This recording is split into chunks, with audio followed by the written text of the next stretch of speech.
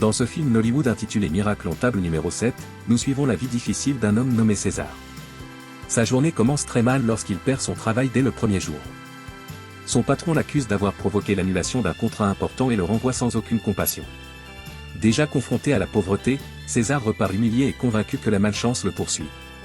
Les choses empirent encore. Sa relation amoureuse se termine de façon douloureuse et embarrassante, ce qui le laisse seul et plein de colère. Ses voisins se moquent de lui et lui rappellent sans cesse qu'il n'a rien réussi. Peu à peu, César commence à croire que sa vie ne changera jamais. Le poids des échecs devient si lourd qu'il en vient à remettre Dieu en question et à se demander si sa vie a encore un sens. Pendant que César lutte avec sa souffrance, une autre histoire se déroule dans le même quartier. Une jeune femme, souriante et généreuse, cache en réalité une maladie grave. Même si elle sait que son temps peut être limité, elle décide de passer ses journées à répandre la bonté autour d'elle. Elle visite les quartiers pauvres, distribue de la nourriture aux enfants et cherche simplement à apporter un peu de joie aux autres. Leurs chemins finissent par se croiser d'une manière inattendue.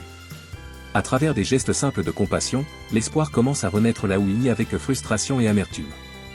L'histoire rappelle que les miracles ne se produisent pas toujours de manière spectaculaire. Parfois, ils apparaissent à travers les gens ordinaires, les petits actes de gentillesse et la force de continuer à vivre malgré les difficultés. Miracle en table numéro 7 parle de douleur, de foi, de relations humaines et de la force tranquille de l'espoir au milieu des épreuves. Si vous avez déjà vu ce film, partagez votre avis ou votre expérience dans la section des commentaires ci-dessous. J'aimerais savoir quelle partie de l'histoire vous a le plus touché. Merci d'avoir regardé ce court résumé du film.